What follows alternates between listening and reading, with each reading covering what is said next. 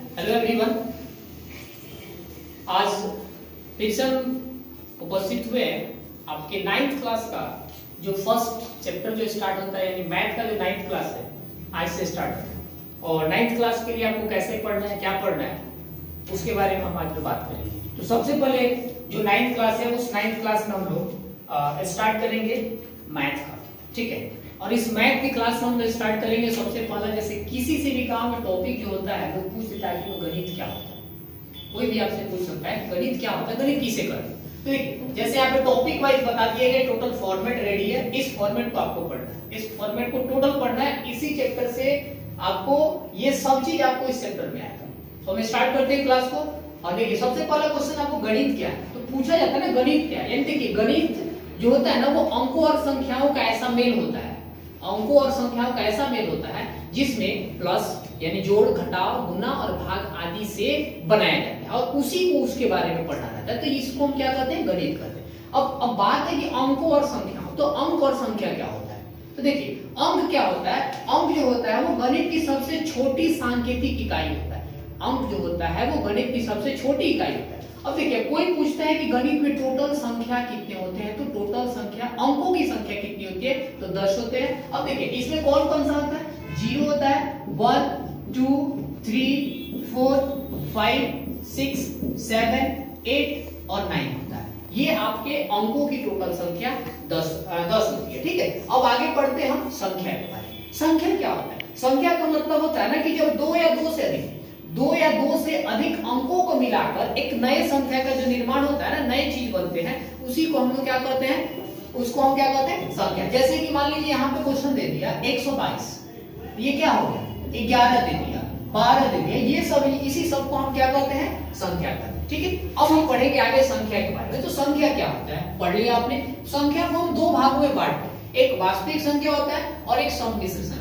तो हम वास्तविक संख्या के बारे में पढ़ेंगे कि वास्तविक संख्या आखिर में क्या होता है। तो देखिए, वास्तविक संख्या का मतलब क्या हो गया, जब संख्या परिमेय संख्या और अपरिमेय, मतलब कि परिमेय और अपरिमेय संख्या के मेल से जो संख्या का निर्माण होता है उसी को हम वास्तविक संख्या कहते हैं। परिमेय संख्या और अपरिमेय संख्या के मेल से बने संख्या को हम क्या कहते हैं, वास्तविक संख्या कहते हैं। इस वास्तविक संख्या को हम लोग क्या करते हैं ना, इसमें दो भागों में बांटा जाता है, एक होता है अपरिमेय संख्या और दूसरा होता है परिमेय संख्या। तो इसके बारे में आपको पढ़ना, अपरिमेय किसे कहते हैं।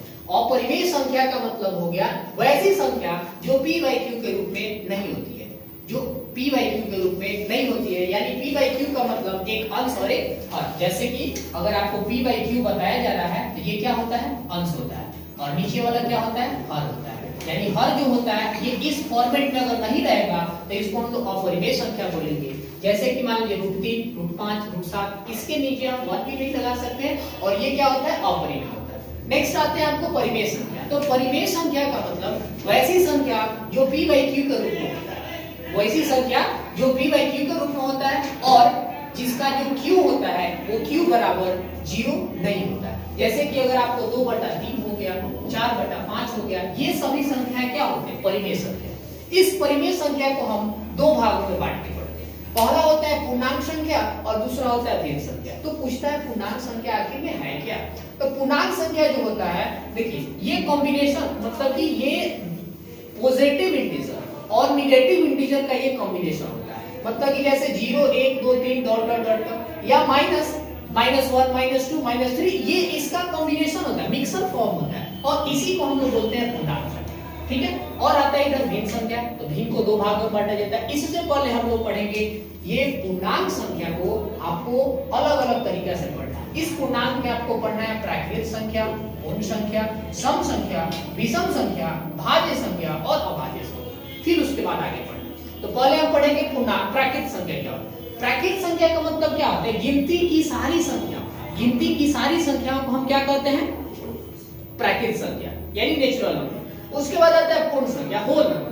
पूर्ण संख्या का मतलब हो गया कि गिनती की वह सारी संख्या जो 0 से शुरू होती है, यानी 0 से शुरू होने वाली सारी संख्या क्या कहलाती है, पूर्ण संख्या कहलाती है। और इसके बाद आता है विषम, सम संख्या और विषम संख्या। तो सम संख्या का मतलब कि आप वैसी संख्या जो 2 से पूरा विभाजित हो जाता है उसे कहते हैं सम संख्या, और जो विभाजित नहीं होता है उसे कहते हैं विषम संख्या, ठीक है।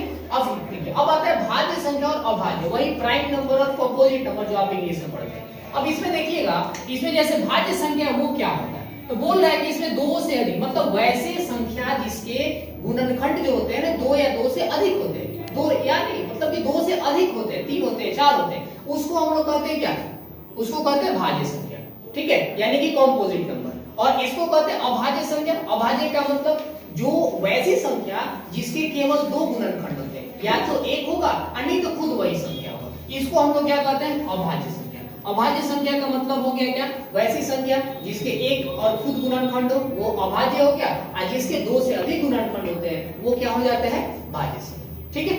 अब आते हैं इधर भिन्न संख्या पढ़ते हैं। तो देखिए भिन्न संख्या जो होता है इसको दो तरीके से पढ़ना है, एक पढ़ना है साधारण भिन्न, दूसरा पढ़ना है दशमलव।